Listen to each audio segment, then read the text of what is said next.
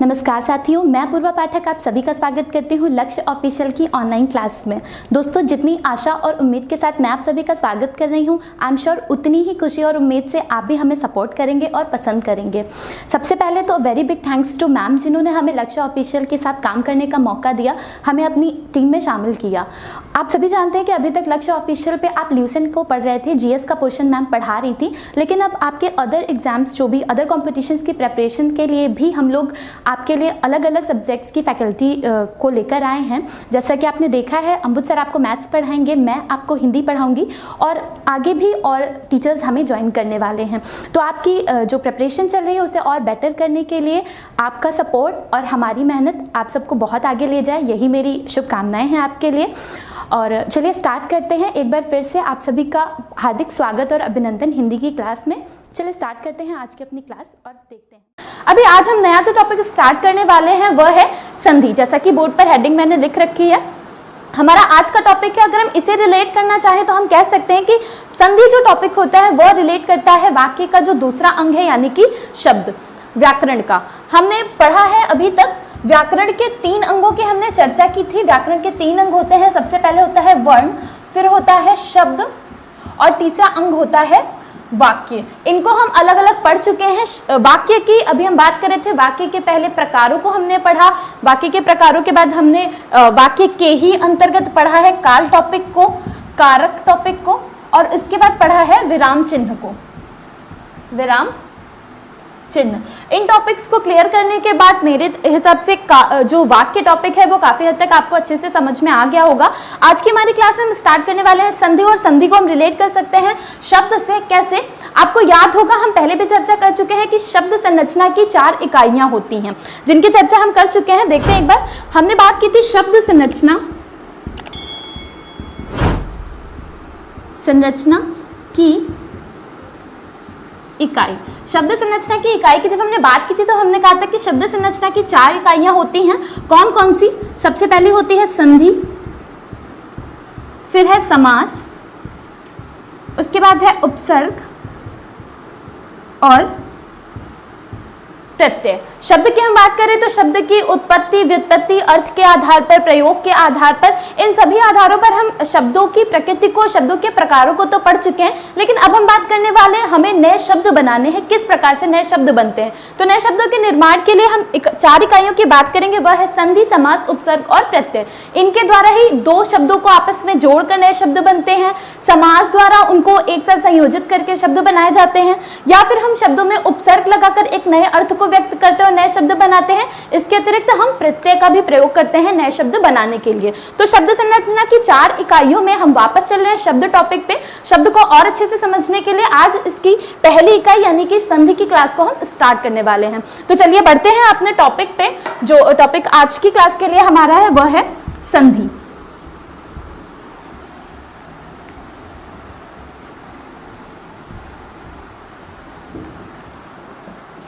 संधि topic start करने के लिए सबसे पहले हम जान लेते हैं संधि शब्द के विषय में। संधि जो हमारा शब्द होता है यह 2 शब्दों के योग से बना हुआ है स्वयं भी। कौन कौन सा? पहला है सम और दूसरा है धी। सम और धी के योग से बना हुआ है संधि, और इस संधि शब्द में आपको जो संधि देखने को मिलती है वह है व्यंजन संधि। व्यंजन संधि, व्यंजन संधि, क्योंकि कभी कभी संधि शब्द के विषय में भी पूछ लिया जाता है। तो संधि का अगर हम विच्छेद करेंगे तो यह मिलकर बना है सम और धी से, और यह उदाहरण होता है व्यंजन संधि, या फिर ये इस प्रकार की संधि आती है व्यंजन संधि के अंतर्गत। अब हम संधि शब्द की चर्चा करते हैं टॉपिक को आगे बढ़ाते हुए। तो हम देखते हैं संधि शब्द के अर्थ की अगर हम बात करें तो संधि का क्या अर्थ होता है। संधि का अर्थ आपने ऐसे भी नॉर्मली भी सुना होगा, अपनी रेगुलर लैंग्वेज में भी सुना होगा। संधि की जब हम बात करते हैं तो वहां हम बात करते हैं योग की, या फिर समझौते की बात करते हैं, एक प्रकार के जोड़ की बात करते हैं। तो अगर हम संधि के शाब्दिक अर्थ की बात करें तो हम कह सकते हैं संधि का अर्थ होता है मेल, योग, जोड़ या फिर समझौता। यहाँ पर बात निकल के आ रही, क्योंकि आपको पता है संधि क्या है, शब्द संरचना की इकाई है, अर्थात क्या होगा, शब्दों का योग होगा और उससे नए शब्द बनाए जाएंगे। और संधि का आपने शाब्दिक अर्थ क्या देखा है, मेल, योग, जोड़ या फिर समझौता। अर्थात यहाँ पर बात किसकी हो रही है, जुड़ने की बात हो रही है, योग करने की बात हो रही है। तो एक बात तो स्पष्ट हो गई कि योग करने के लिए क्या चाहिए, कम से कम एक से अधिक शब्द। एक शब्द तो ऑलरेडी वर्णों के योग से मिलकर बना है, अब वर्णों का योग हुआ है तो एक शब्द बन चुका है। अब हम यहाँ पर शब्दों के योग की बात करेंगे और उनसे नए शब्द का निर्माण करेंगे। तो योग की अगर बात हो रही है तो ऑब्वियस सी बात है, यहाँ पर हम दो शब्दों की बात करेंगे और विराम चिन्हों के अंतर्गत हम योग के चिन्ह को पढ़ चुके हैं। इस प्रकार जो हमारा प्लस का मार्क होता है वह होता है योग का चिन्ह। इसके बाद हमने तुल्यता सूचक चिन्ह की भी बात की थी और यह भी बात की थी कि इसका प्रयोग संधि में किया जाता है। इन दो शब्दों के योग से जो एक नया शब्द बनेगा वह होगा संधि पद या फिर जो भी हमारा नया शब्द बनेगा। अब हम बात करें क्योंकि मेल या फिर जोड़ की, तो इसमें क्या होगा, दो शब्द होंगे, उनका जोड़ किया जाएगा, उनका मेल किया जाएगा और एक नया शब्द बनेगा। तो इस प्रकार होगी हमारी संधि। तो अगर हम संधि को परिभाषित करना चाहें, संधि की परिभाषा की बात करें, तो हम कह सकते हैं कि दो शब्दों के योग से या फिर दो शब्दों के अंतर्गत वर्णों के योग से बनने वाले शब्द या वर्णों के योग की प्रक्रिया संधि कहलाती है। लेकिन यहाँ पर एक और याद रखने वाली बात है, वह क्या है, चलिए देख लेते हैं। आपको पता है जो संधि होती है वह कहाँ होती है, दो शब्दों में होती है। लेकिन सिर्फ इतना ही जानना आवश्यक नहीं है कि संधि दो शब्दों में होती है। संधि, मैंने पूछा संधि कहाँ पर होती है, अर्थात यह हो गया हमारा प्रथम शब्द या हम कहें प्रथम पद और यह हो गया हमारा द्वितीय पद। और क्योंकि यहाँ पर दो की ही बात हो रही है तो इसे हम प्रथम पद और इसे अंतिम पद के नाम से भी संबोधित कर सकते हैं। तो यह है प्रथम पद और संधि होती है यहाँ पे और यहाँ पे, अर्थात प्रथम पद के अंतिम वर्ण, प्रथम पद के अंतिम वर्ण और द्वितीय पद के प्रथम वर्ण। याद रखिए इस चीज को, जो हम संधि की बात करते हैं दो शब्दों का योग होता है और ये योग कहां पर होता है, मैं स्थान की बात करूं तो प्रथम पद का अंतिम वर्ण और द्वितीय पद का प्रथम वर्ण, इन दोनों के बीच में योग होता है और इनके योग से एक विकार उत्पन्न होता है, कुछ बदलाव होता है और इसे हम संधि के नाम से जानते हैं। तो अगर हम कहते हैं कि सिर्फ दो वर्णों के योग से या योग की प्रक्रिया को संधि कहते हैं तो ये डेफिनेशन पूरी तरीके से उचित नहीं होगी। इसके लिए संधि की अगर हम बात करें, इसकी परिभाषा की बात करें, तो हमें कहना चाहिए कि दो वर्णों के योग से उत्पन्न विकार को संधि कहते हैं। तो अगर हम संधि को डिफाइन करना चाहेंगे तो हम कहेंगे, इसकी परिभाषा की बात करेंगे तो हम कह सकते हैं दो वर्णों के योग से उत्पन्न विकार संधि कहलाता है। संधि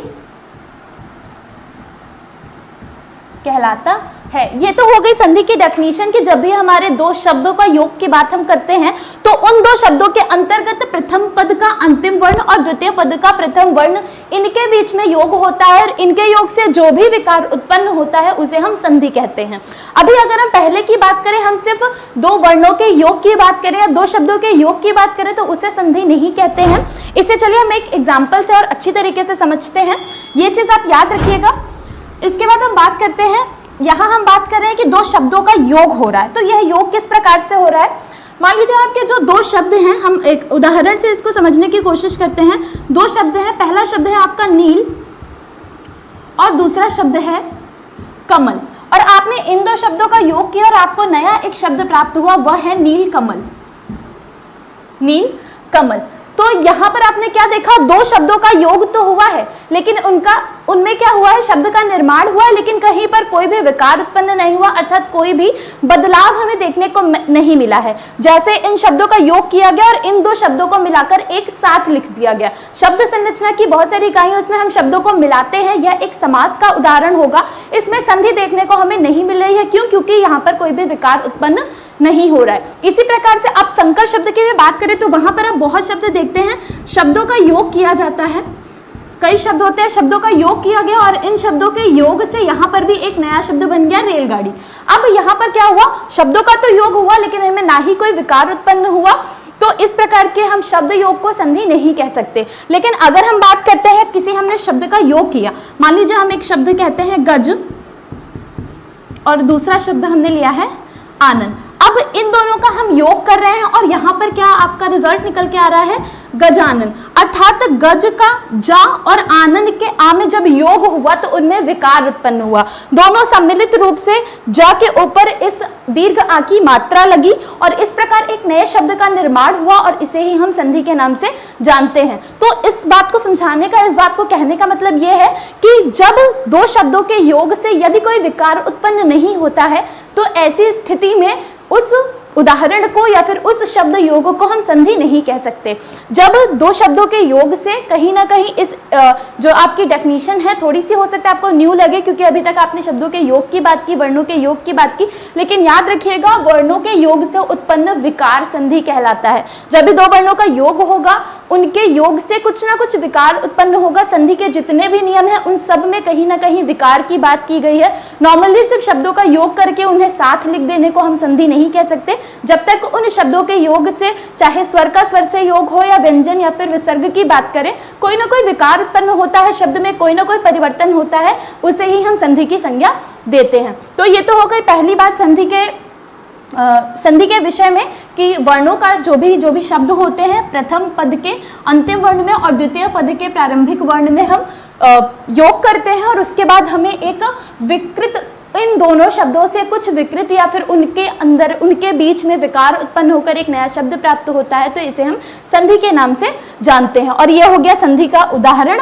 नीलकमल और रेलगाड़ी संधि का उदाहरण नहीं होगा। गजानन, क्योंकि यहाँ पर विकार यहीं पर आपको देखने को मिला है, तो इस प्रकार यह क्या होगा, संधि का उदाहरण होगा। तो यह तो हो गई संधि क्या होती है। संधि के बाद अब हम बात करते हैं जितने भी आपको उपसर्ग या फिर प्रत्यय भी देखने को मिलते हैं। ये तो हो गई समास की बात। उपसर्ग या फिर प्रत्यय के भी आप क्या बात करते हैं कि शब्द संरचना इनके द्वारा भी होती है। तो इन उदाहरणों के अंतर्गत भी कहीं कहीं पर संधि देखने को मिलती है और कहीं कहीं पर संधि देखने को नहीं मिलती है। किस तरीके से, मान लीजिए हम एक एक एग्जाम्पल से इसे समझते हैं। एक हम उपसर्ग की बात करते हैं। मान लीजिए हमारा कोई उपसर्ग है, वह है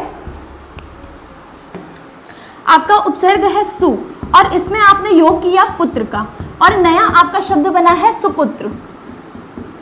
इस उदाहरण के अंतर्गत आपको योग तो देखने को मिल रहा है, उपसर्ग का योग किया है, एक शब्द के अंतर्गत एक नए शब्द का निर्माण भी हुआ है, लेकिन यह संधि का उदाहरण नहीं है। वहीं पर यदि आप बात करते हैं, एक उपसर्ग है अति और शब्द लिया है अधिक, तो इस प्रकार का जहां पर आपको अति और अधिक का आपने योग किया तो तुरंत जो आपका नया शब्द बना है वह है अत्यधिक। इसमें क्या है, आपको एक विकार देखने को मिल रहा है, तो यह क्या होगा, संधि होगा। तो शब्द का योग जरूरी नहीं है कि संधि के द्वारा ही हो, कभी कभी शब्द ऐसे भी युग्म हो जाते हैं, ऐसे ही जुड़ जाते हैं, लेकिन वहां पर संधि की बात नहीं होती है। तो याद रखिएगा जहां पर भी विकार उत्पन्न होता है हम सिर्फ उसे ही संधि के नाम से जान सकते हैं। तो ये तो हो गई संधि की बात।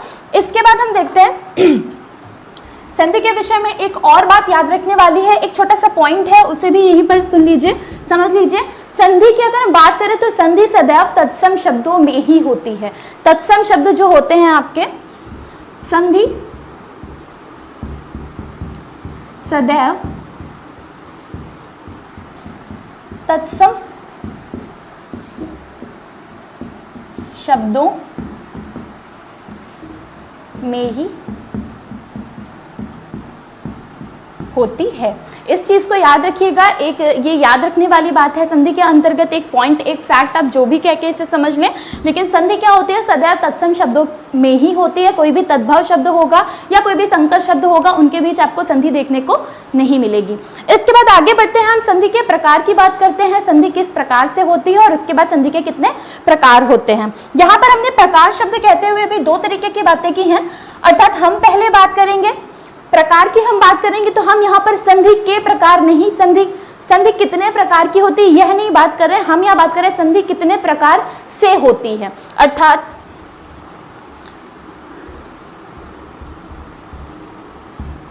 संधि के प्रकार, संधि के प्रकारों की बात करें तो आपने अभी तक संधि के 3 प्रकार पढ़े होंगे, लेकिन हम यहाँ प्रकार की बात नहीं कर रहे हैं, हम कह रहे हैं संधि कितने प्रकार से होती है। अगर प्रकार से की हम बात करते हैं तो वहां पर क्या होगा, संधि जो होती है वो हमारी 2 प्रकार से होती है। 2 प्रकार से संधि की प्रक्रिया 2 प्रकार से हमें देखने को मिलती है। पहली जो प्रक्रिया होती है उसे हम कहते हैं प्रधान संधि, और दूसरी प्रकार की जो संधि हमें देखने को मिलती है उसे हम कहते हैं गौड़ संधि। गौड़ संधि, प्रधान संधि और गौड़ संधि। क्या होती है प्रधान संधि और गौड़ संधि, चलिए देखते हैं। पहले हम बात करते हैं प्रधान संधि की, यहाँ हम प्रक्रिया की बात कर रहे हैं। पहले हम बात करते हैं प्रधान संधि की। तो इसमें क्या होता है, जब आपको पता है संधि क्या होती है, 2 शब्दों के बीच में जो भी आपके वर्ण होते हैं, प्रथम शब्द का अंतिम वर्ण और द्वितीय शब्द का प्रारंभिक वर्ण, इन दोनों के बीच में योग होता है। और जब इन 2 शब्दों के बीच में योग होता है और जो आपका परिवर्तन होता है, जो भी विकार होता है, वो आपको यहीं पर देखने को मिलता है। जहां पर आपके योग हो रहा है वहीं पर यदि आपको परिवर्तन देखने को मिलता है तो इस प्रकार की संधि को हम कहते हैं प्रधान संधि। लेकिन वहीं अगर हम बात करते हैं गौड़ संधि की, वहीं अगर हम बात करते हैं गौड़ संधि की, तो गौड़ संधि में क्या होता है, जो भी आपके 2 शब्द होंगे उनका योग तो शब्दों के अंतर्गत यदि संधि हो रही है तो योग का नियम तो यही है कि प्रथम पद का अंतिम वर्ण और द्वितीय पद का प्रथम वर्ण, यहीं पर आपको योग देखने को मिलेगा। ये योग यहाँ पर हो और इसका जो रिजल्ट हो, इसका जो भी परिणाम हो, वो परिवर्तन यहाँ तो हो ही, इसके साथ ही जो भी आपका शब्द होगा उसमें किसी और वर्ण के अंतर्गत भी आपको परिवर्तन देखने को मिले। अर्थात जो आपके योग से जो भी परिवर्तन हो वो इस स्थान के अतिरिक्त कहीं और भी आपको देखने को मिले, तो इस प्रकार की संधि को गौड़ संधि के नाम से जानते हैं। चलिए एग्जाम्पल इसे और स्पष्ट रूप से समझने की कोशिश करते हैं। पहले देख लेते हैं हम प्रधान संधि को।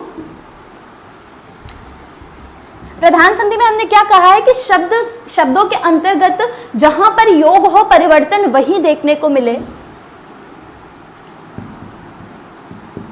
शब्दों की संधि में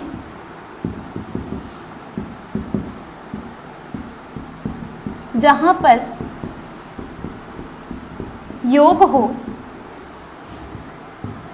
वही परिवर्तन देखने को मिले, वही परिवर्तन हो,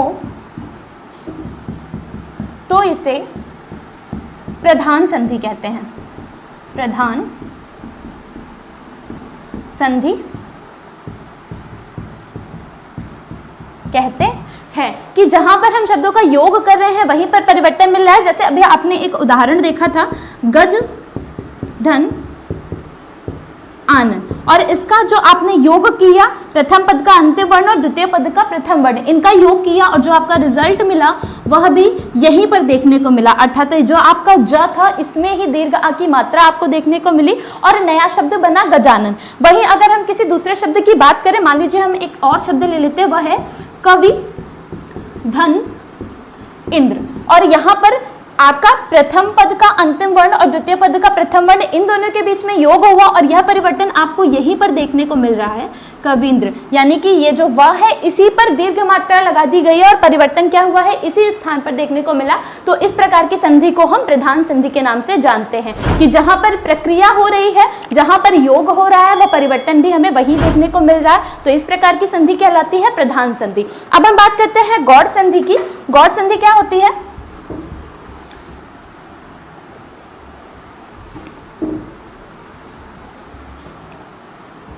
अगर हम बात करते हैं गौड़ संधि की, गौड़ संधि को ही हम छद्म संधि के नाम से भी जानते हैं। छद्म संधि, गौड़ संधि की हम बात करें तो ऐसी स्थिति में शब्दों में जहां पर योग हो, परिवर्तन उसके साथ साथ अन्य स्थान पर भी देखने को मिले, तो इस प्रकार की संधि को गौड़ संधि कहते हैं। देख लेते हैं इसकी डेफिनेशन भी। शब्दों के योग में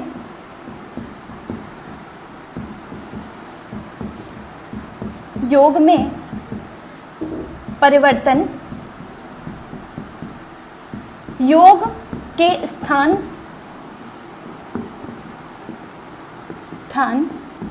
के साथ किसी अन्य वर्ण में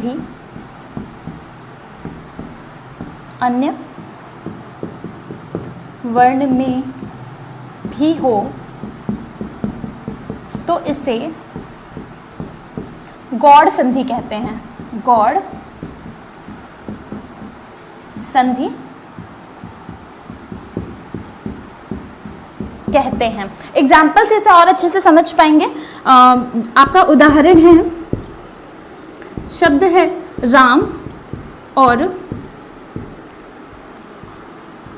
और अयन। बहुत ही प्रचलित, बहुत ही फेमस वर्ड है ये, है राम और अयन। जब हम इनका योग करते हैं, आप देख रहे हैं योग कहाँ पर हो रहा है, प्रथम पद का जो अंतिम वर्ण है म और द्वितीय पद का जो प्रथम वर्ण है अ, इनमें योग कर रहे हैं और योग से हमारा रिजल्ट क्या बनेगा, म, यहाँ पर भी एक आ है और यहाँ पर भी एक आ है, इन दोनों का योग होगा, दीर्घ हो जाएगा, अर्थात म के ऊपर इस आ की एक मात्रा लग जाएगी। तो शब्द जो आपका बनेगा वह बनना चाहिए रामायण, इस प्रकार से। लेकिन क्या होता है, जब भी हम राम और अयन की संधि करते हैं तो यहाँ पर जो आपका शब्द बनता है वह बनता है रामायण। तो आपको देखने को मिल रहा है कि यहाँ पर संधि तो यहाँ इस स्थान पर हुई है, माँ और आ, यहाँ पर संधि हुई है, लेकिन इस संधि का कुछ प्रभाव आपको कहाँ पर देखने को मिल रहा है, शब्द के अंतिम वर्ण में भी देखने को मिल रहा है। अर्थात संधि यहाँ पर हुई, लेकिन परिवर्तन कहाँ पर हुआ, अंतिम वर्ण में भी आपको परिवर्तन देखने को मिल रहा है। लेकिन संधि का नियम क्या कहता है कि परिवर्तन कहाँ होगा, संधि कहाँ होती है, जो प्रथम पद है उसके अंतिम वर्ण और द्वितीय पद के प्रथम वर्ण में। लेकिन आपको परिवर्तन कहाँ दिख रहा है, द्वितीय पद के अंतिम वर्ण में भी परिवर्तन देखने को मिल रहा है। तो इस प्रकार की जो संधि होती है इसे हम गौड़ संधि के नाम से जानते हैं। एक और एग्जाम्पल हम देख लेते हैं।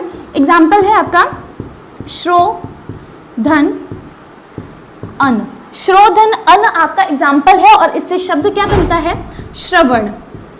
इसमें भी क्या है, आपका ओ और इसका आ का योग हुआ है और इसमें क्या है, जो आपका परिवर्तन है वो आपको अंतिम वर्ण में भी देखने को मिल रहा है। तो इस प्रकार की संधि को भी हम गौड़ संधि या छद्म संधि के नाम से जानते हैं, जहां पर परिवर्तन योग के स्थान के साथ साथ अंतिम जो शब्द होता है उसके किसी अन्य वर्ण में भी देखने को मिलता है, उसे हम गौड़ संधि के नाम से जानते हैं। तो यह था संधि का प्रकार, अर्थात हम क्या बात कर रहे थे कि संधि कितने प्रकार से होती है, कितने प्रकार की होती है, ये तो अब हम आगे बात करेंगे। तो चलिए बढ़ते हैं आगे और देख लेते हैं संधि के प्रकार को, यानी कि संधि कितने प्रकार की होती है।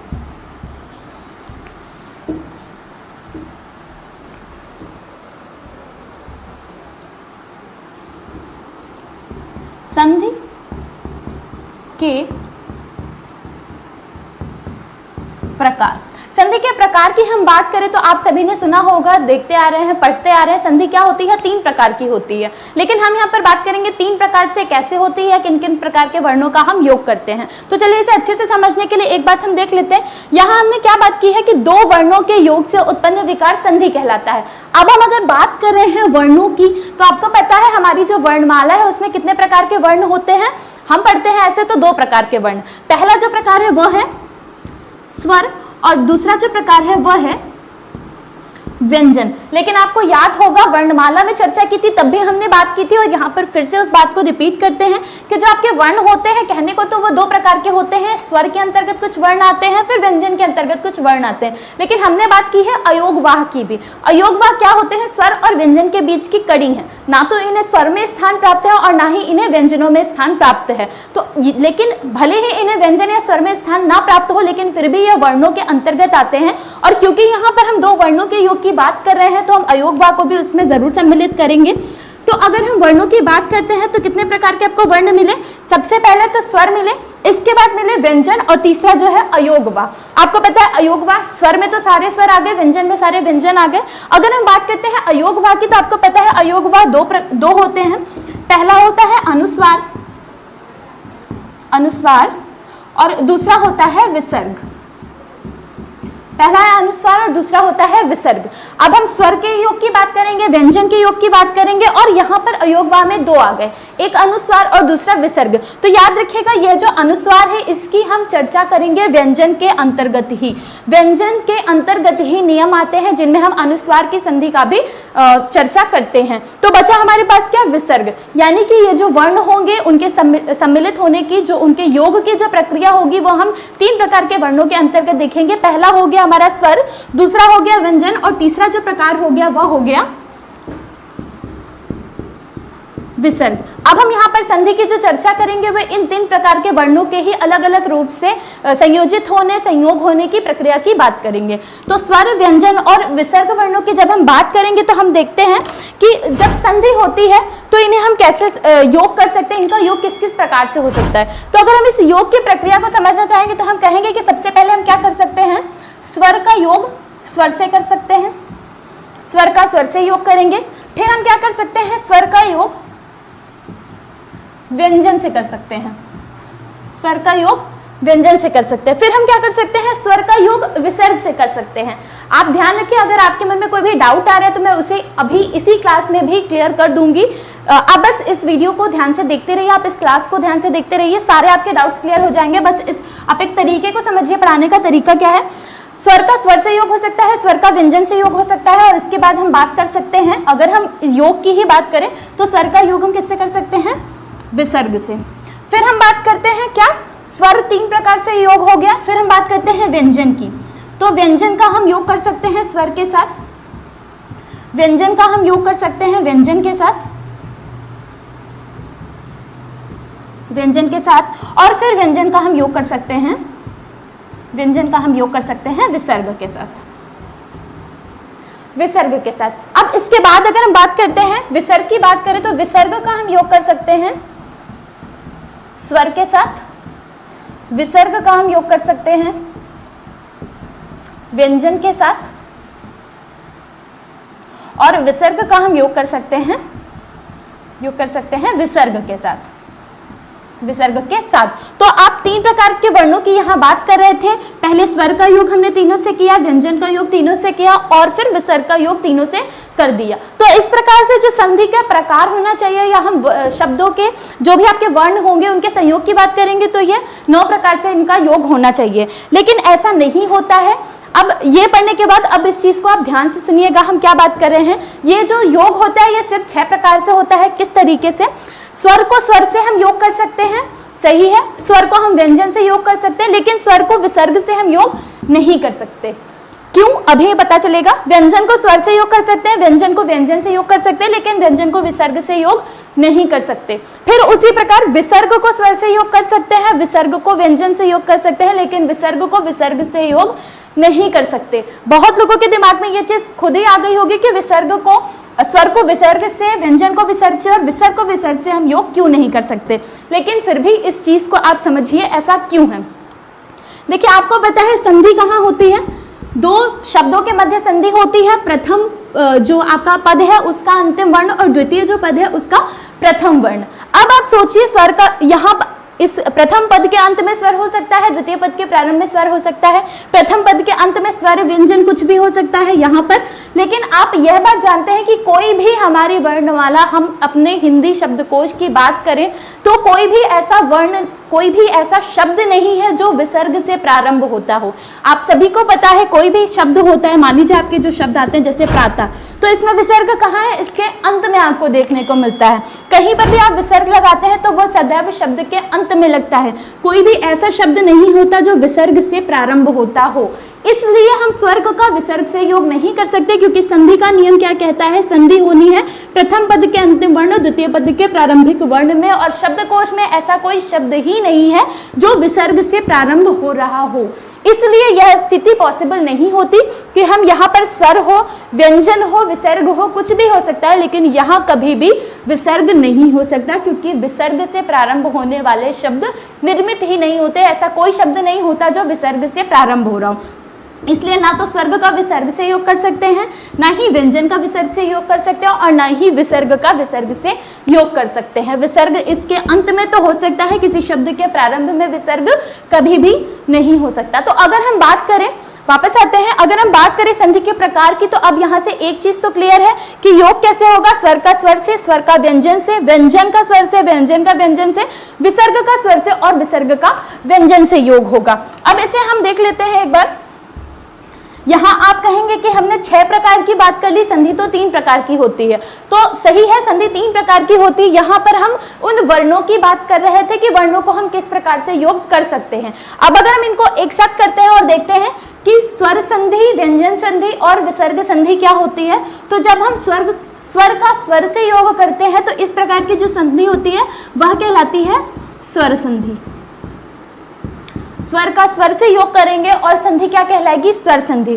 फिर हम स्वर का व्यंजन से योग करें या फिर व्यंजन का स्वर से योग करें और व्यंजन का व्यंजन से योग करें, इन तीनों प्रकार की जो संधि, याद रखिएगा ये संधि नहीं होती। जब कोई भी शब्द आपका स्वर का व्यंजन से योग होगा, व्यंजन का स्वर से योग होगा और व्यंजन का व्यंजन, तो ये तीनों ही प्रकार का जो योग होगा वह जाएगा व्यंजन संधि के अंतर्गत।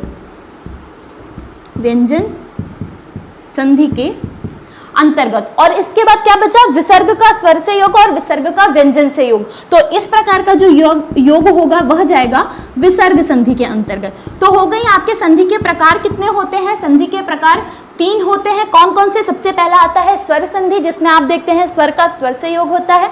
फिर आता है व्यंजन संधि, जिसके अंतर्गत आप देखते हैं स्वर का व्यंजन से, व्यंजन का स्वर से और व्यंजन का व्यंजन से योग होता है। फिर तीसरा जो प्रकार है वो है विसर्ग संधि, जिसमें आप देखते हैं विसर्ग का स्वर से या फिर विसर्ग का व्यंजन से योग होता है। तो यह तो हो गए आपके संधि के 3 प्रकार।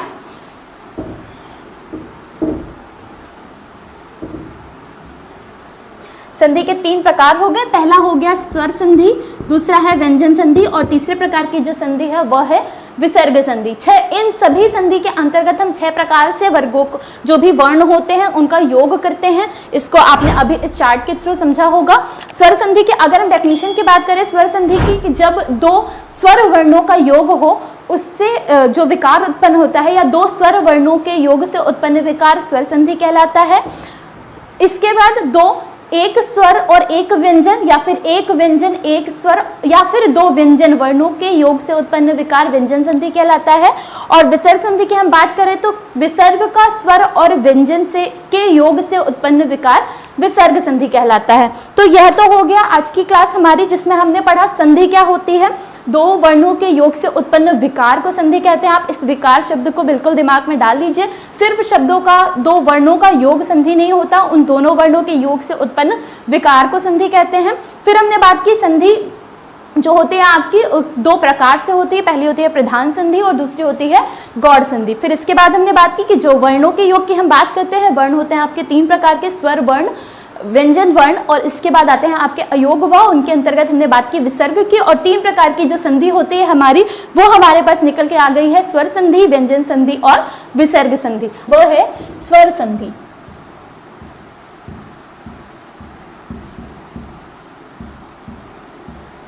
स्वर संधि। स्वर संधि की हम बात करें, जो वर्ण होते हैं 3 प्रकार के वर्ण, या 3 प्रकार से जब हम योग इनका करते हैं, किस प्रकार से योग होता है इसको हम पहले देख चुके हैं। तो वहां से हमें एक बात तो पता चल गई थी कि स्वर संधि में क्या होता है, स्वर वर्ण का स्वर वर्ण से योग होता है। तो इस प्रकार की संधि को हम क्या कहते हैं? स्वर संधि कहते हैं। तो अगर हम स्वर संधि को डिफाइन करना चाहेंगे, इसकी डेफिनेशन की बात करेंगे, तो हम कह सकते हैं 2 स्वर वर्णों के योग से उत्पन्न विकार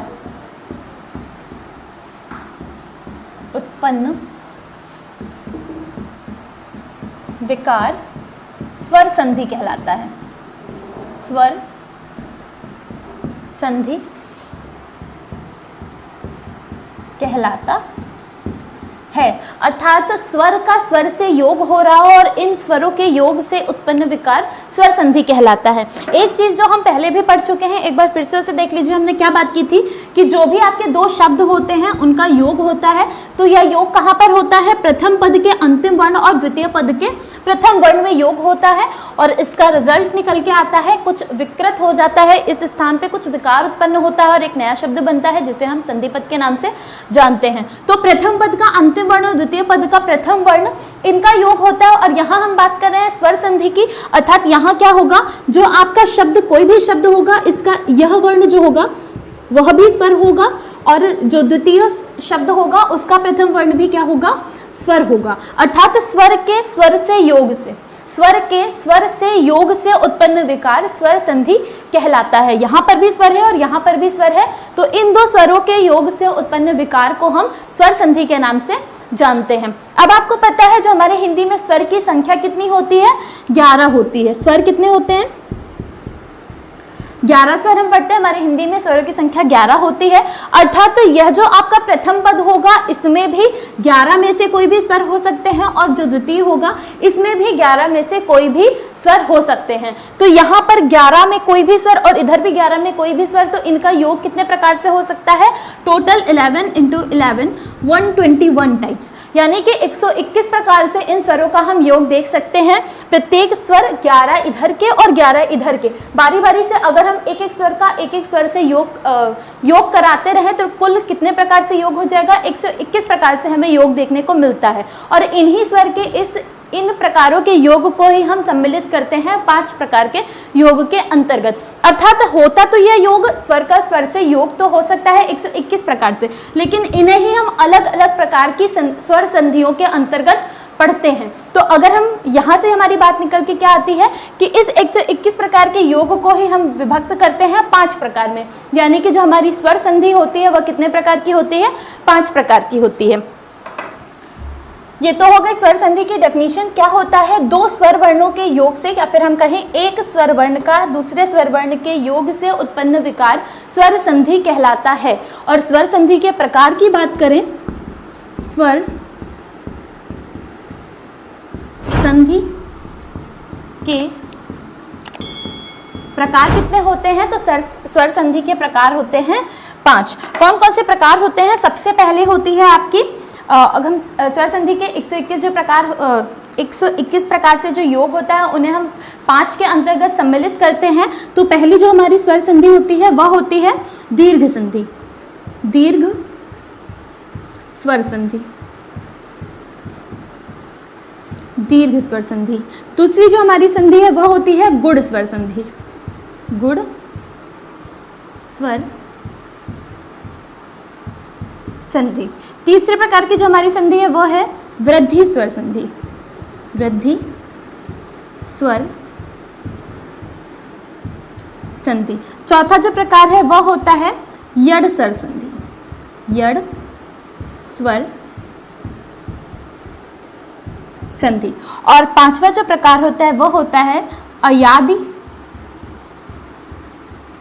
स्वर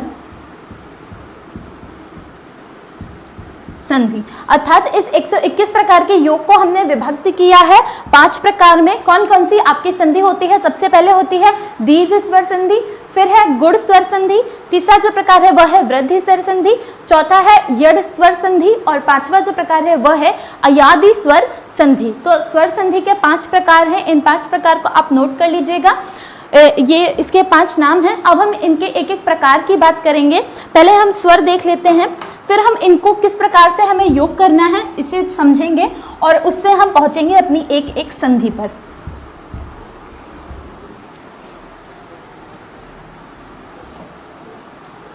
आपको पता है हमारे हिंदी में स्वरों की संख्या कितनी होती है, 11 होती है। तो कौन कौन से आपके स्वर होते हैं,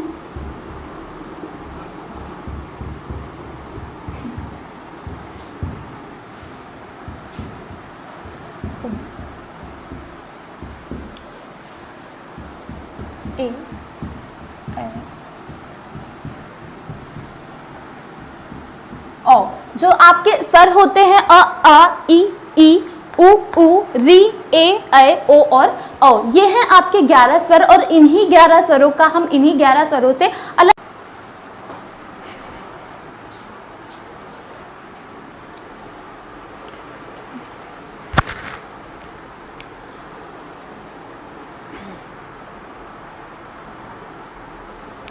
तो ये हैं 11 प्रकार के स्वर। 11 स्वरों की हम बात कर रहे थे और इन्हीं स्वर का जब इन्हीं स्वरों से हम योग करते हैं तो इस प्रकार की संधि स्वर संधि में आती है। तो हम यहाँ पर बात कर रहे थे कि इनका योग कैसे हो सकता है 121 प्रकार से, और उन्हें हमने विभक्त किया है 5 प्रकारों में। तो सबसे पहला जो हमने प्रकार पढ़ा है वह पढ़ा है दीर्घ स्वर संधि। किस प्रकार होती है दीर्घ स्वर संधि, आइए स्वर में समझते हैं हम। दीर्घ स्वर संधि में आपको याद होगा जब हमने स्वर के वर्गीकरण की बात की थी तो वहां पर हमने बताई थी एक बात, जाति के आधार पर स्वरों के वर्गीकरण को हमने पढ़ा था और उसमें पढ़ा था 2 प्रकार से। पहले जो आपके स्वर थे वे थे सजातीय स्वर और दूसरे प्रकार जो हमने पढ़ा था वह था विजातीय स्वर। सजातीय स्वर और विजातीय स्वर। सजातीय अर्थात समान प्रकार के स्वर और विजातीय अर्थात विपरीत प्रकार के स्वर। इन स्वरों की हमने चर्चा की थी और वहां पर भी हमने यह चर्चा की थी कि इस प्रकार को हम संधि में हमें यह देखने को मिलता है, इसका जो प्रयोग होता है वह संधि के अंतर्गत हम करते हैं। तो चलिए देखते हैं, सजातीय स्वर की हम बात कर रहे हैं तो सजातीय स्वर किस प्रकार से योग होता है।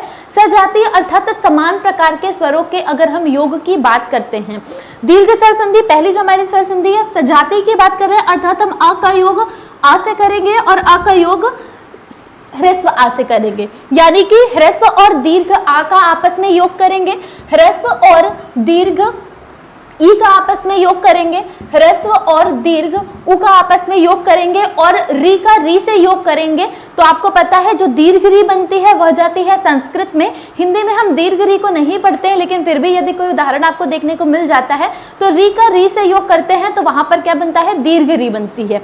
अब हम यहाँ बात करें, जब हम सजातीय योग की बात करेंगे, अ का अ से योग, ई का ई से योग और उ का उ से योग, यानी कि ह्रस्व हो या दीर्घ हो, दोनों ही प्रकार से जब योग करेंगे तो उनके स्थान पर विकार के रूप में वही दीर्घ स्वर प्राप्त होगा और इस प्रकार के ही योग को, इस प्रकार के विकार को ही हम दीर्घ स्वर संधि के नाम से जानते हैं। तो अगर हम इस नियम को लिखने की बात करें तो हम कह सकते हैं ह्रस्व या दीर्घ अ का योग ह्रस्व या दीर्घ अ से करेंगे तो हमें क्या प्राप्त होगा, दीर्घ आ प्राप्त होगा। ठीक उसी प्रकार ह्रस्व या दीर्घ ई का योग ह्रस्व या दीर्घ ई से करेंगे तो हमें क्या प्राप्त होगा, दीर्घ ई प्राप्त होगा। और उ की भी बात करें तो ह्रस्व या दीर्घ उ का योग हम ह्रस्व या दीर्घ उ से करेंगे तो यहाँ पर हमें क्या प्राप्त होगा, दीर्घ उ प्राप्त होगा। अर्थात प्रत्येक स्थिति में चाहे दीर्घ आ पहले हो चाहे ह्रस्व आ पहले हो, जो भी आपके शब्द का योग होता है इस प्रकार से वहां पर चाहे दीर्घ आ पहले हो, ह्रस्व आ बाद में हो या फिर ह्रस्व आ पहले हो, दीर्घ आ बाद में हो, कोई भी स्थिति हो, लेकिन जो आपका विकृत रूप होगा, जो विकार होगा वह दीर्घ आ के रूप में, दीर्घ ई के रूप में और दीर्घ उ के रूप में होगा, उ के रूप में ही होगा। इसी प्रकार की संधि को हम सजातीय स्वर संधि के नाम से भी जानते हैं। सजातीय स्वर संधि के अंतर्गत रखते हैं, क्यों? क्योंकि यहाँ पर समान प्रकार के स्वरों का योग हो रहा है और जो परिवर्तन हो रहा है, जो विकार हो रहा है वह दीर्घ स्वर के रूप में हो रहा है। तो अगर हम, ये तो हो गए नियम की बात, और वैसे हम बात कर रहे थे री की, तो री का री से योग करेंगे तो हमें क्या प्राप्त होगा, दीर्घ री प्राप्त होगा। लेकिन दीर्घ री क्या होता है, संस्कृत में होता है, हिंदी में हम दीर्घ री के कोई भी शब्द हम हिंदी के अंतर्गत नहीं पढ़ते हैं। तो ये जो पहली हमारी संधि हो गई, इसका नाम है दीर्घ स्वर संधि। इस संधि का नाम है दीर्घ स्वर संधि। संधि के प्रकार में जो हमारा पहला प्रकार है वह है दीर्घ स्वर संधि और यह है उसका नियम। आप इसे नोट करते हुए चलिएगा, पेन पेपर लेके बैठिए। आप हिंदी का जो भी आपका सेशन चल रहा है या जो भी आपकी क्लासेस रहती हैं सभी में मेरे हिसाब से, क्योंकि नोट्स बनाना बहुत इंपॉर्टेंट होता है, आप इन सब चीज़ों को नोट करते हुए चलिएगा। यहाँ पर हम बात कर रहे हैं दीर्घ स्वर संधि की। अगर हम इसकी डेफिनेशन की बात करें तो हम कह सकते हैं कि ह्रस्व या दीर्घ आ ई और उ के बाद कोई भी सजातीय स्वर, यानी अ के सामने अ, ई के सामने ई और उ के सामने उ आता है तो वहां पर विकार के रूप में दीर्घ स्वर की प्राप्ति होती है। अर्थात अ का स्थान पर दीर्घ आ, ई के स्थान पर दीर्घ ई और उ के स्थान पर दीर्घ उ हो जाता है। री और री के योग से दीर्घ री हमें प्राप्त होता है। तो इस प्रकार की संधि को हम दीर्घ स्वर संधि के नाम से जानते हैं। अगर ये तो हो गया संधि नियम की। अगर हम इसकी डेफिनेशन की बात करें तो हम कह सकते हैं, चलिए देख लेते हैं उसको।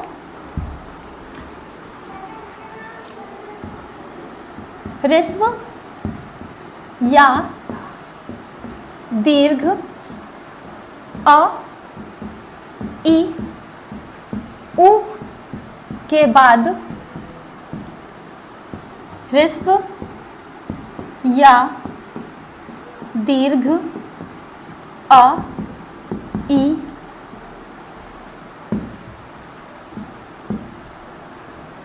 उ आए तो विकार के रूप में, विकार के रूप में दीर्घ स्वर आ ई और उ प्राप्त होता है, प्राप्त होता है। इस प्रकार की संधि को हम क्या कहते हैं? दीर्घ स्वर संधि के नाम से जानते हैं। नियम को आप देख चुके हैं, इसके उदाहरण हम देख लेते हैं। उदाहरण की अगर हम बात करते हैं, सबसे पहले हम बात करते हैं अ की। ऐसे में मान लीजिए आपका कोई शब्द है राम, धन, अवतार। इनका जब हम योग करेंगे तो आप देख रहे हैं म के साथ आपको कौन सा स्वर देखने को मिल रहा है? स्वर आपको मिल रहा है अ, और यहाँ पर भी आपको स्वर देखने को मिल रहा है अ। दोनों ही अ का जब हम योग करेंगे तो क्या बन जाएगा? दीर्घ आ बन जाएगा, और आपका जो शब्द बनेगा वह बनेगा रामावतार। इसी प्रकार से आप अगर किसी और शब्द की भी बात करें, मान लीजिए आपका कोई शब्द है देव, धन, आलय। अब यहाँ पर क्या है? व के साथ आपको देखने को मिल रहा है स्वर अ, और आलय में आपको देखने को मिल रहा है दीर्घ स्वर दीर्घ आ, और यहाँ पर भी क्या हो जाएगा? दीर्घ आ हो जाएगा, यानी कि जो आपका शब्द बनकर तैयार होगा वह हो जाएगा देवालय। तो यहाँ पर अ हो, अ के सामने अ या आ के सामने दीर्घ आए। ठीक उसी प्रकार से इसका विपरीत भी अगर हम करेंगे, दीर्घ आ के बाद ह्रस्व आए, तो वहां पर भी क्या होगा? दीर्घ स्वर संधि के नियम से स्वर सदैव दीर्घ हो जाएगा। सजातीय स्वर संधि के नियम से स्वर जो होगा सदैव ही दीर्घ प्राप्त होगा। ये तो हो गए आ के। ठीक इसी प्रकार हम ई और ऊ में भी देख सकते हैं। मान लीजिए आपका कोई शब्द है कवि, धन, इंद्र, और मिलकर क्या बनेगा? कविंद्र। जो स्वर होगा वह क्या होगा? दीर्घ हो जाएगा। या फिर आप बात करते हैं, आपका कोई शब्द आता है जो कि है भानु, धन, उदय, और आपका शब्द बनके तैयार होता है भानुदय। उ का उ से योग हुआ और क्या बना? दीर्घ उ बन गया। तो इस प्रकार की जो संधि होती है वह दीर्घ स्वर संधि के नाम से जानी जाती है, जिसमें सजातीय स्वर का योग होता है और जो आपका परिणाम होता है वह दीर्घ स्वर के रूप में प्राप्त होता है। तो यह थी स्वर संधि के अंतर्गत पहली संधि जो थी दीर्घ संधि। अब हम आगे बढ़ते हैं। जो हमारी दूसरी संधि थी वह है गुण संधि।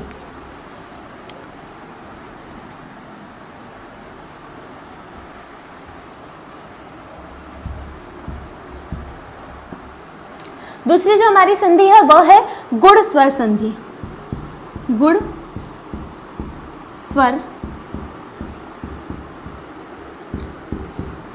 संधि दूसरे प्रकार की संधि है गुण स्वर संधि। अब इसमें क्या होता है? वहां तो हम योग को देख चुके हैं, अ का आ से, ई का ई से और उ का उ से योग हुआ। अब हम क्योंकि सजातीय योग करा चुके हैं, सभी स्वरों का सजातीय योग करा चुके हैं इन सब का, तो यहाँ पर हम क्या बात करेंगे? आगे बढ़ेंगे तो सबसे पहले क्या लेंगे? अ को और आ की बात करेंगे, इन दोनों की बात करेंगे, और अब इनका योग क्रमशः हम आगे आने वाले स्वरों से कराएंगे। तो पहले हम अ का योग ई से कराएंगे, उसके बाद अ का योग हम उ से कराएंगे, और फिर इसी अ का योग हम कराएंगे री से। तो इस प्रकार से यहाँ पर क्या होगा? अ और अ, ह्रस्व हो या दीर्घ हो, इनका योग यदि हम कराएं ई से, फिर ये आपके अ और आ, इनका योग हम करा रहे हैं उ या उ से, फिर है आपके अ और अ, इनका योग हम कराते हैं री से। तो जब हम इन अ का योग ई से कराते हैं तो यहाँ पर हमें प्राप्त होता है ए। आपको याद होगा, आपने संयुक्त स्वर भी पढ़ा था, वहां पर आपने पढ़ा था अ और ई के योग से बनता है ए। तो यहाँ पर आप याद रखिएगा, अ हो या दीर्घ आ हो या ह्रस्व आ हो, और दीर्घ ही ई हो या फिर ह्रस्व ई हो, इन दोनों का जब हम योग कराएंगे तो अ और ई के योग से ए प्राप्त होगा, अ और उ के योग से ओ प्राप्त होगा, और आ और री के योग से अर प्राप्त होगा। यानी कि अगर हम गुण संधि की बात करें तो यह है गुण संधि का नियम। और अगर हम इसकी डेफिनेशन की बात करें, इसके विषय में इस नियम को हम लिखना चाहे तो हम कह सकते हैं कि जब ह्रस्व या दीर्घ अ का योग ह्रस्व या दीर्घ ई उ या फिर री से कराते हैं तो उनके स्थान पर विकार के रूप में क्रमशः ई के स्थान पर ए, उ के स्थान पर ओ और री के स्थान पर अर प्राप्त होता है। यह हो गया इसका नियम। देख लेते हैं इस नियम को एक बार हम लिख के।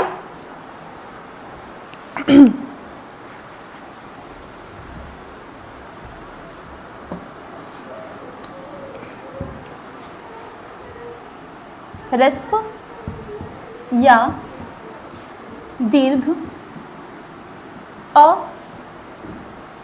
का योग ह्रस्व या दीर्घ ई उ या री से हो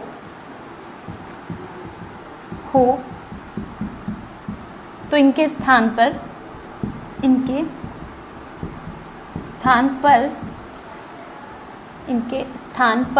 विकार के रूप में क्रमशः ए ओ और अर प्राप्त होता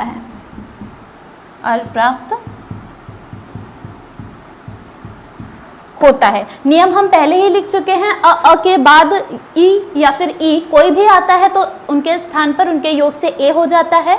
अ के बाद उ या उ आए तो उनके स्थान पर ओ हो जाता है, और अ के बाद अगर री आता है तो उनके स्थान पर अर हो जाता है। अब हम देख लेते हैं इसके कुछ एग्जाम्पल्स।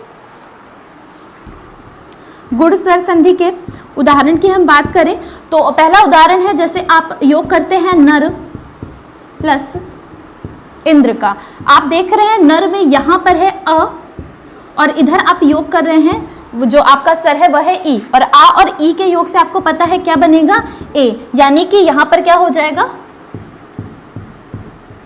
अ और ई के योग से बनेगा ए, और यह मात्रा जाएगी रा के ऊपर। तो इस प्रकार का जो शब्द होगा वह बन जाएगा नरेंद्र। या फिर आप एक अन्य शब्द देख सकते हैं, जैसे शब्द है देव प्लस ईश। यहाँ पर है अ और यहाँ है दीर्घ ई। इनका भी जब हम योग करेंगे तो इनके योग से क्या बनेगा, ए बनेगा, यानी कि जो आपका शब्द बनेगा वह बनेगा देवेश। तो इस प्रकार से होता है आपका गुण स्वर संधि। इसके बाद ही आपके उ और री के भी उदाहरण है।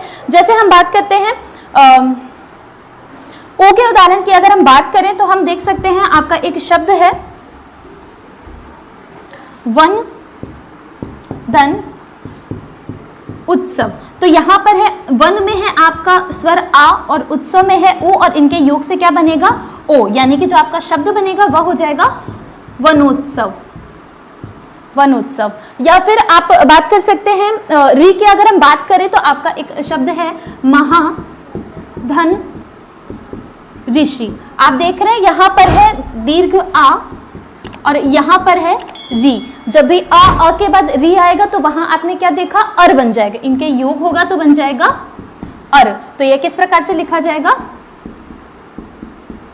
महर्षि। ये जो आपका अर होता है इसको लिखने का जो तरीका होता है, इस प्रकार से उड़ने वाली रा लगाई जाती है तो यह बन जाएगा शब्द महर्षि। तो इस प्रकार की जो संधि होती है जिसमें अ के बाद ई, अ के बाद ई से ए, अ के बाद उ से ओ और अ के बाद री से अर बन जाता है, इस संधि को हम गुण संधि के नाम से जानते हैं, गुण स्वर संधि के नाम से जानते हैं। फिर इसके बाद इसके पहचानने के नियम हम आगे एक साथ सारी संधियों को एक साथ पढ़ लेंगे, उसमें देख लेंगे।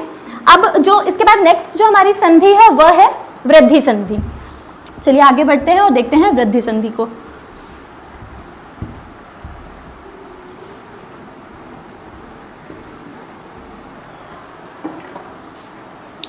तीसरा जो प्रकार है वह है वृद्धि स्वर संधि। वृद्धि स्वर संधि की हम बात करें तो हम फिर से एक बार इस नियम को देख लेते हैं।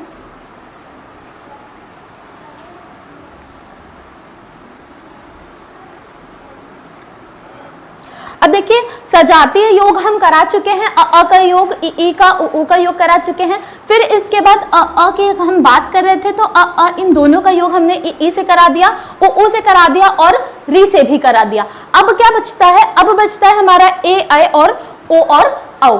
तो यहाँ पर ये जो आपका अ है इनका योग जब हम कराते हैं ए, ऐ से, और इन्हीं अ का योग जब हम कराते हैं ओ से, तो क्या होता है, यह जो नियम है वह जाता है वृद्धि स्वर संधि के अंतर्गत। कैसे, सबसे पहले आपको पता है ह्रस्व या दीर्घ होगा अ और इनका योग हम कराएंगे ह्रस्व या दीर्घ ए से, यानी कि ए या फिर ऐसे। दूसरी जो स्थिति होगी उसमें क्या होगा, अ का हम योग कराएंगे ओ अथवा अ से। अब यहाँ जो स्थितियां आपको देखने को मिल रही हैं, अ का योग हम करा रहे हैं ए ए से और अ का योग हम करा रहे हैं ओ से। तो ऐसी स्थिति में आपको नाम क्या देखने को मिल रहा है? जैसे अभी तक आपने देखा दीर्घ जो संधि हो रही थी वहां पर क्या हो रहा था, दीर्घ मात्रा का प्रयोग कर रहे थे। कोई भी सजातीय स्वर का हम योग करा रहे थे और जो परिणाम था उसमें हमारी जो मात्रा हमें प्राप्त हो रही थी वह थी दीर्घ मात्रा। फिर हमने गुण संधि को देखा, उसमें हमने गुणों की बात की, आद गुड़ा से यह बनती है, संस्कृत के अंतर्गत आएगा, माहेश्वर सूत्र के अंतर्गत, उसमें तो इसे समझाया जा सकता है। फिलहाल आप इसको ऐसे याद रखिएगा कि इस तरीके से चार्ट के थ्रू आप इसे याद कर सकते हैं कि इनका योग हमने ई से उ से और री से कराया और संयुक्त स्वर के आधार पर ई से योग हुआ, आ का ई से तो ए बना, आ का उ से योग हुआ तो ओ बना और री से योग हुआ तो अर बना। अब हम इन अ का योग करा रहे हैं ए ऐ और ओ से। इनके योग में हम संधि का नाम क्या पढ़ रहे हैं? वृद्धि स्वर संधि। तो इससे आप याद रख सकते हैं वृद्धि का क्या अर्थ होता है। यहाँ आप देख रहे हैं अ का योग हो रहा है, ए का योग हो रहा है और यहाँ पर क्या हो रही है?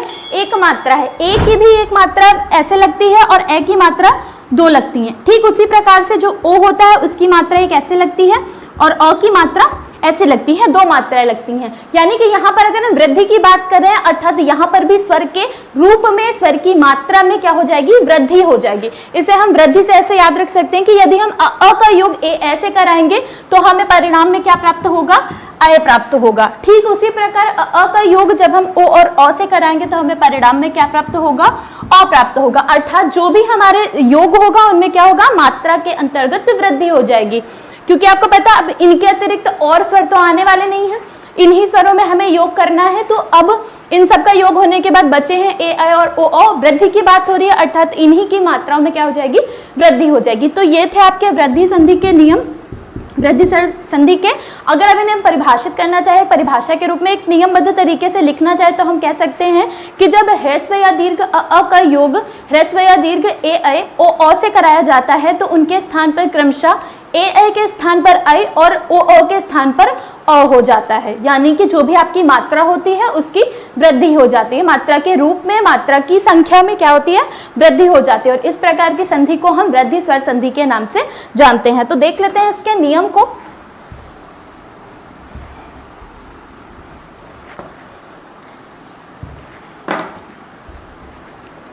देखते हैं, जब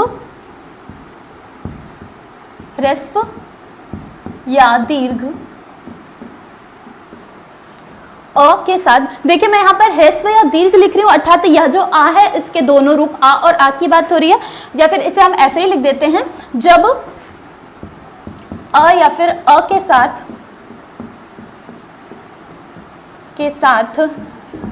ए ऐ या ओ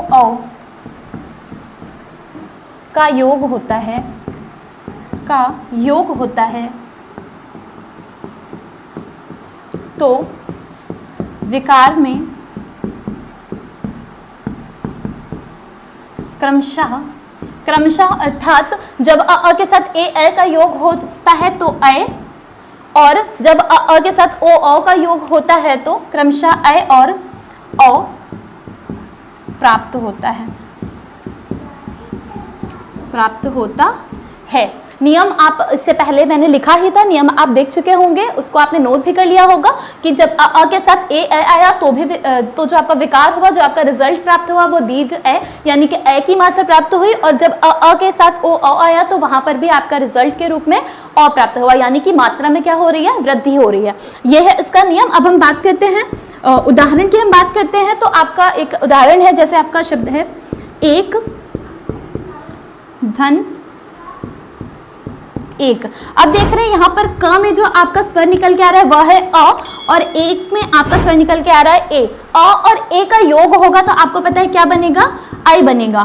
तो इस प्रकार का जो शब्द बनेगा तो क्या बन जाएगा? जब यहाँ पर अ और ए के योग से होना है ऐ तो क के ऊपर ऐ की मात्रा लग जाएगी, एक ऐक। या फिर आप एक अन्य शब्द भी देख सकते हैं, जैसे आपका होता है मत धन ऐक्य। मतैक्य में क्या होता है? अ है और ए है और इनके योग से क्या बनेगा?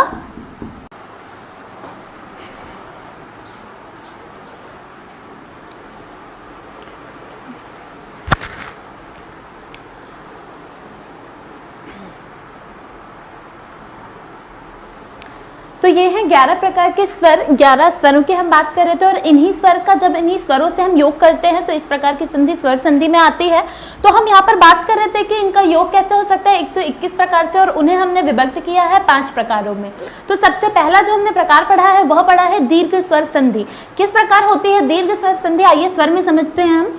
दीर्घ स्वर संधि में आपको याद होगा जब हमने स्वर के वर्गीकरण की बात की थी तो वहां पर हमने बताई थी एक बात, जाति के आधार पर स्वरों के वर्गीकरण को हमने पढ़ा था और उसमें पढ़ा था 2 प्रकार से। पहले जो आपके स्वर थे वे थे सजातीय स्वर, और दूसरे प्रकार जो हमने पढ़ा था वह था विजातीय स्वर। सजातीय स्वर और विजातीय स्वर, सजातीय अर्थात समान प्रकार के स्वर और विजातीय अर्थात विपरीत प्रकार के स्वर, इन स्वरों की हमने चर्चा की थी और वहां पर भी हमने यह चर्चा की थी कि इस प्रकार को हम संधि में हमें यह देखने को मिलता है, इसका जो प्रयोग होता है वह संधि के अंतर्गत हम करते हैं। तो चलिए देखते हैं सजातीय स्वर की हम बात कर रहे हैं तो सजातीय स्वर किस प्रकार से योग होता है। सजातीय अर्थात समान प्रकार के स्वरों के अगर हम योग की बात करते हैं, दीर्घ स्वर संधि पहली जो हमारी स्वर संधि है सजातीय की बात कर रहे हैं, अर्थात हम आ का योग आ से करेंगे और आ का योग ह्रस्व आ से करेंगे, यानी कि ह्रस्व और दीर्घ आ का आपस में योग करेंगे, ह्रस्व और दीर्घ ई का आपस में योग करेंगे, ह्रस्व और दीर्घ उ का आपस में योग करेंगे और री का री से योग करेंगे। तो आपको पता है जो दीर्घ री बनती है वह जाती है संस्कृत में। हिंदी में हम दीर्घ री को नहीं पढ़ते हैं, लेकिन फिर भी यदि कोई उदाहरण आपको देखने को मिल जाता है तो री का री से योग करते हैं तो वहां पर क्या बनता है दीर्घ री बनती है। अब हम यहाँ बात करें जब हम सजातीय योग की बात करेंगे, अ का अ से योग, ई का ई से योग और उ का उ से योग, यानी कि ह्रस्व हो या दीर्घ हो दोनों ही प्रकार से जब योग करेंगे तो उनके स्थान पर विकार के रूप में वही दीर्घ स्वर प्राप्त होगा और इस प्रकार के ही योग को, इस प्रकार के विकार को ही हम दीर्घ स्वर संधि के नाम से जानते हैं। तो अगर हम इस नियम को लिखने की बात करें तो हम कह सकते हैं ह्रस्व या दीर्घ अ का योग ह्रस्व या दीर्घ अ से करेंगे तो हमें क्या प्राप्त होगा दीर्घ आ प्राप्त होगा। ठीक उसी प्रकार ह्रस्व या दीर्घ ई का योग ह्रस्व या दीर्घ ई से करेंगे तो हमें क्या प्राप्त होगा दीर्घ ई प्राप्त होगा। और उ की भी बात करें तो ह्रस्व या दीर्घ उ का योग हम ह्रस्व या दीर्घ उ से करेंगे तो यहाँ पर हमें क्या प्राप्त होगा दीर्घ उ प्राप्त होगा। अर्थात प्रत्येक स्थिति में चाहे दीर्घ आ पहले हो चाहे ह्रस्व आ पहले हो, जो भी आपके शब्द का योग होता है इस प्रकार से वहां पर चाहे दीर्घ आ पहले हो, ह्रस्व आ बाद में हो या फिर ह्रस्व आ पहले हो दीर्घ आ बाद में हो, कोई भी स्थिति हो, लेकिन जो आपका विकृत रूप होगा, जो विकार होगा वह दीर्घ आ के रूप में, दीर्घ ई के रूप में और दीर्घ उ के रूप में होगा, उ के रूप में ही होगा। इसी प्रकार की संधि को हम सजातीय स्वर संधि के नाम से भी जानते हैं। सजातीय स्वर संधि के अंतर्गत रखते हैं, क्यों? क्योंकि यहाँ पर समान प्रकार के स्वरों का योग हो रहा है और जो परिवर्तन हो रहा है, जो विकार हो रहा है वह दीर्घ स्वर के रूप में हो रहा है। तो अगर हम, ये तो हो गए नियम की बात, और वैसे हम बात कर रहे थे री की, तो री का री से योग करेंगे तो हमें क्या प्राप्त होगा दीर्घ री प्राप्त होगा। लेकिन दीर्घ री क्या होता है संस्कृत में होता है, हिंदी में हम दीर्घ री के कोई भी शब्द हम हिंदी के अंतर्गत नहीं पढ़ते हैं। तो ये जो पहली हमारी संधि हो गई इसका नाम है दीर्घ स्वर संधि। इस संधि का नाम है दीर्घ स्वर संधि। संधि के प्रकार में जो हमारा पहला प्रकार है वह है दीर्घ स्वर संधि और यह उसका नियम। आप इसे नोट करते हुए चलिएगा, पेन पेपर लेके बैठिए आप। हिंदी का जो भी आपका सेशन चल रहा है या जो भी आपकी क्लासेस रहती हैं सभी में मेरे हिसाब से, क्योंकि नोट्स बनाना बहुत इंपॉर्टेंट होता है, आप इन सब चीज़ों को नोट करते हुए चलिएगा। यहाँ पर हम बात कर रहे हैं दीर्घ स्वर संधि की। अगर हम इसकी डेफिनेशन की बात करें तो हम कह सकते हैं कि ह्रस्व या दीर्घ अ ई और उ के बाद कोई भी सजातीय स्वर, यानी अ के सामने अ, ई के सामने ई और उ के सामने उ आता है तो वहां पर विकार के रूप में दीर्घ स्वर की प्राप्ति होती है। अर्थात अ का स्थान पर दीर्घ आ, ई के स्थान पर दीर्घ ई और उ के स्थान पर दीर्घ उ हो जाता है। री और री के योग से दीर्घ री हमें प्राप्त होता है। तो इस प्रकार की संधि को हम दीर्घ स्वर संधि के नाम से जानते हैं। अगर ये तो हो गया संधि नियम की, अगर हम इसकी डेफिनेशन की बात करें तो हम कह सकते हैं, चलिए देख लेते हैं उसको।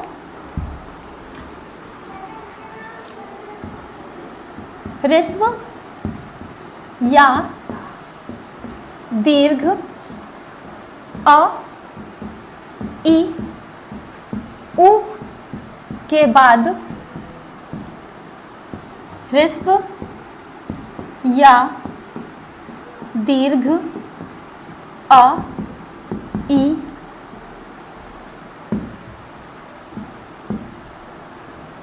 उ आए तो विकार के रूप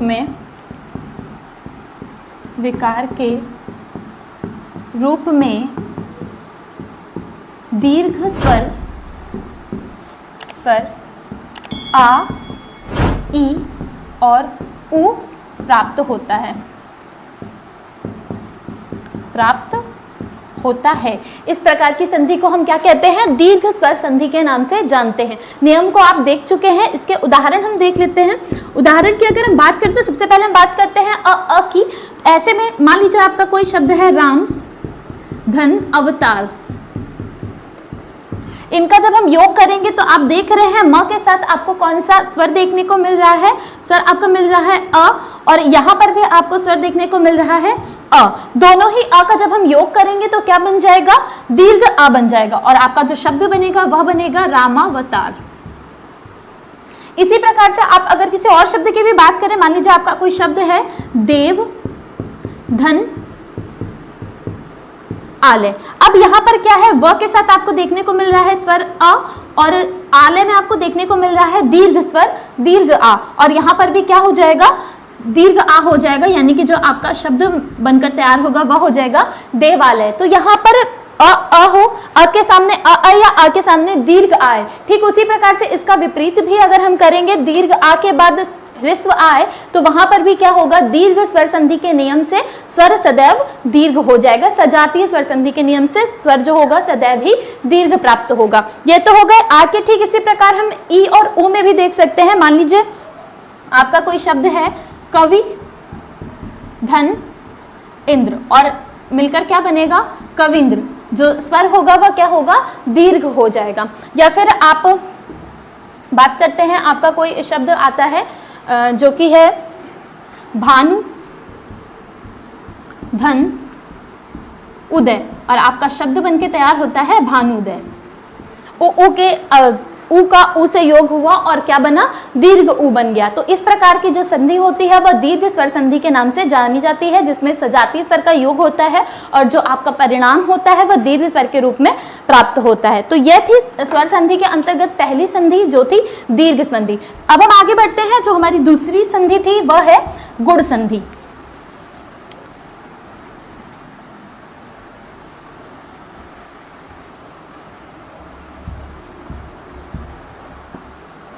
दूसरी जो हमारी संधि है वह है गुण स्वर संधि। गुण स्वर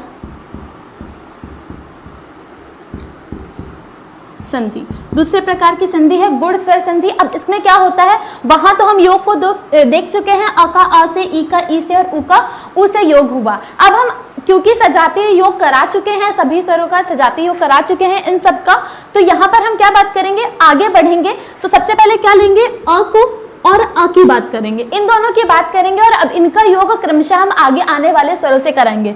तो पहले हम अ का योग ई से कराएंगे, उसके बाद अ का योग हम उ से कराएंगे, और फिर इसी अ का योग हम कराएंगे री से। तो इस प्रकार से यहाँ पर क्या होगा? अ और अ, ह्रस्व हो या दीर्घ हो, इनका योग यदि हम कराएं ई से, फिर ये आपके अ और अ, इनका योग हम करा रहे हैं उ या उ से, फिर है आपके अ और अ, इनका योग हम कराते हैं री से। तो जब हम इन अ का योग ई से कराते हैं तो यहाँ पर हमें प्राप्त होता है ए। आपको याद होगा, आपने संयुक्त स्वर भी पढ़ा था, वहां पर आपने पढ़ा था अ और ई के योग से बनता है ए। तो यहाँ पर आप याद रखिएगा, अ हो या दीर्घ आ हो या ह्रस्व आ हो, और दीर्घ ही ई हो या फिर ह्रस्व ई हो, इन दोनों का जब हम योग कराएंगे तो अ और ई के योग से ए प्राप्त होगा, अ और उ के योग से ओ प्राप्त होगा, और आ और री के योग से अर प्राप्त होगा। यानी कि अगर हम गुण संधि की बात करें तो यह है गुण संधि का नियम। और अगर हम इसकी डेफिनेशन की बात करें, इसके विषय में इस नियम को हम लिखना चाहे तो हम कह सकते हैं कि जब ह्रस्व या दीर्घ अ का योग ह्रस्व या दीर्घ ई ई उ या फिर री से कराते हैं तो उनके स्थान पर विकार के रूप में क्रमशः ई के स्थान पर ए, उ के स्थान पर ओ और री के स्थान पर अर प्राप्त होता है। यह हो गया इसका नियम। देख लेते हैं इस नियम को एक बार हम लिख के।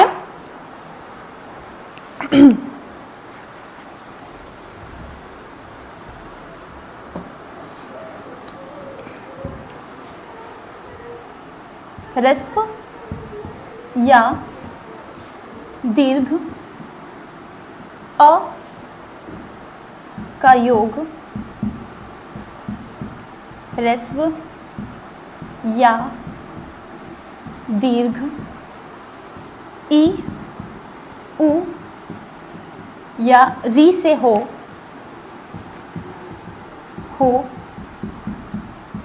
तो इनके स्थान पर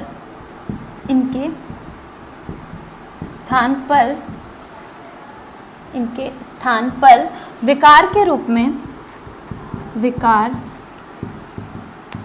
रूप में क्रमशः ए, ओ और अर प्राप्त होता है। अर प्राप्त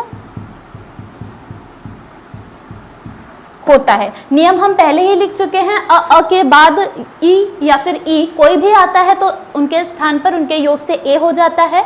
अ के बाद उ या उ आए तो उनके स्थान पर ओ हो जाता है और अ के बाद अगर री आता है तो उनके स्थान पर अर हो जाता है। अब हम देख लेते हैं इसके कुछ एग्जाम्पल्स। गुण स्वर संधि के उदाहरण की हम बात करें तो पहला उदाहरण है, जैसे आप योग करते हैं नर प्लस इंद्र का। आप देख रहे हैं नर में यहाँ पर है अ और इधर आप योग कर रहे हैं, जो आपका स्वर है वह है ई, और आ और ई के योग से आपको पता है क्या बनेगा, ए, यानी कि यहाँ पर क्या हो जाएगा, अ और ई के योग से बनेगा ए और यह मात्रा जाएगी रा के ऊपर। तो इस प्रकार का जो शब्द होगा वह बन जाएगा नरेंद्र। या फिर आप एक अन्य शब्द देख सकते हैं, जैसे शब्द है देव प्लस ईश। यहाँ पर है अ और यहाँ है दीर्घ ई। इनका भी जब हम योग करेंगे तो इनके योग से क्या बनेगा, ए बनेगा, यानी कि जो आपका शब्द बनेगा वह बनेगा देवेश। तो इस प्रकार से होता है आपका गुण स्वर संधि। इसके बाद ही आपके उ और री के भी उदाहरण है। जैसे हम बात करते हैं ओ के उदाहरण की अगर हम बात करें तो हम देख सकते हैं आपका एक शब्द है वन धन उत्सव। तो यहाँ पर है वन में है आपका स्वर आ और उत्सव में है ओ और इनके योग से क्या बनेगा, ओ, यानी कि जो आपका शब्द बनेगा वह हो जाएगा वनोत्सव। वनोत्सव। या फिर आप बात कर सकते हैं री की अगर हम बात करें तो आपका एक शब्द है महाधन ऋषि। आप देख रहे हैं यहाँ पर है दीर्घ आ और यहाँ पर है री। जब भी अ के बाद री आएगा तो वहां आपने क्या देखा, अर बन जाएगा। इनके योग होगा तो बन जाएगा अर। तो यह किस प्रकार से लिखा जाएगा, महर्षि। ये जो आपका अर होता है इसको लिखने का जो तरीका होता है, इस प्रकार से उड़ने वाली रा लगाई जाती है तो यह बन जाएगा शब्द महर्षि। तो इस प्रकार की जो संधि होती है जिसमें अ के बाद ई, अ के बाद ई से ए, अ के बाद उ से ओ और अ के बाद री से अर बन जाता है। इस संधि को हम गुण संधि के नाम से जानते हैं, गुण स्वर संधि के नाम से जानते हैं। फिर इसके बाद इसके पहचानने के नियम हम आगे एक साथ सारी संधियों को एक साथ पढ़ लेंगे, उसमें देख लेंगे। अब जो इसके बाद नेक्स्ट जो हमारी संधि है वह है वृद्धि संधि। चलिए आगे बढ़ते हैं और देखते हैं वृद्धि संधि को।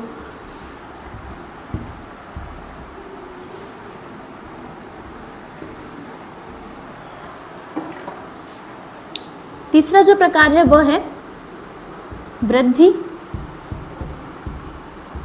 स्वर संधि। वृद्धि स्वर संधि की हम बात करें तो हम फिर से एक बार इस नियम को देख लेते हैं।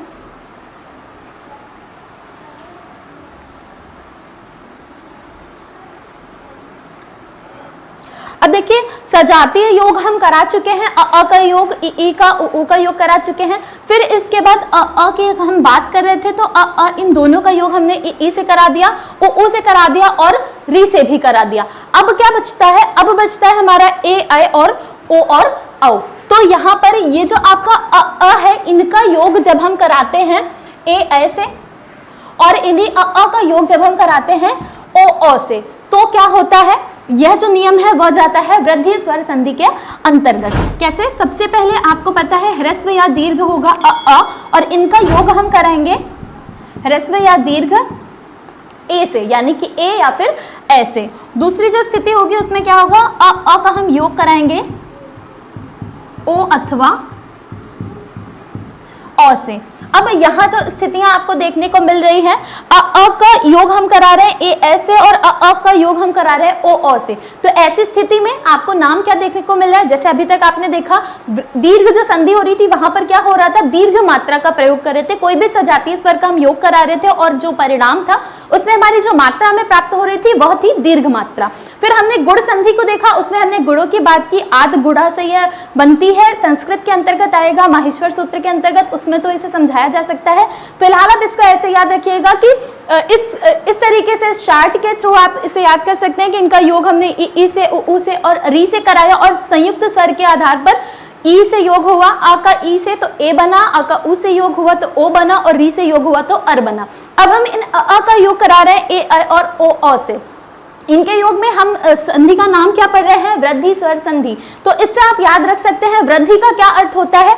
यहाँ आप देख रहे हैं अ का योग हो रहा है, ए का योग हो रहा है, और यहाँ पर क्या हो रही है, एक मात्रा है, ए की भी एक मात्रा ऐसे लगती है और ए की मात्रा दो लगती है। ठीक उसी प्रकार से जो ओ होता है उसकी मात्रा एक ऐसे लगती है, और अ की मात्रा ऐसे लगती है, दो मात्राएं लगती हैं। यानी कि यहाँ पर अगर हम वृद्धि की बात कर रहे हैं, अर्थात यहाँ पर भी स्वर के रूप में, स्वर की मात्रा में क्या हो जाएगी, वृद्धि हो जाएगी। इसे हम वृद्धि से ऐसे याद रख सकते हैं कि यदि हम अ का योग ए ऐसे कराएंगे तो हमें परिणाम में क्या प्राप्त होगा, अय प्राप्त होगा। ठीक उसी प्रकार अ का योग जब हम ओ और अ से कराएंगे तो हमें परिणाम में क्या प्राप्त होगा, अ प्राप्त होगा। अर्थात जो भी हमारे योग होगा उनमें क्या होगा, मात्रा के अंतर्गत वृद्धि हो जाएगी।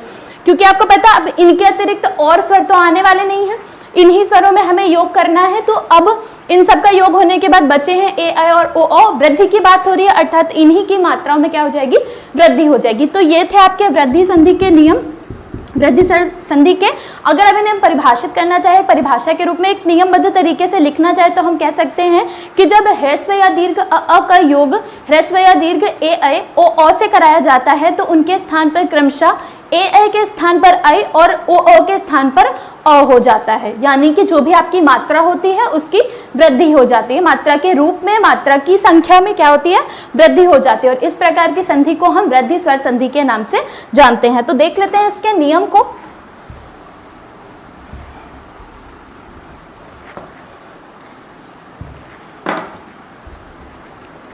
देखते हैं, जब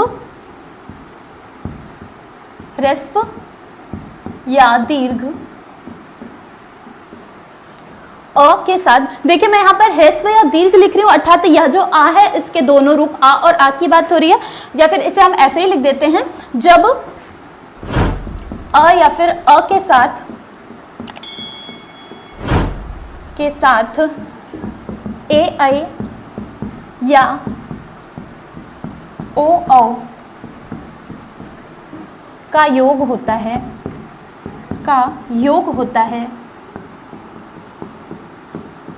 तो विकार में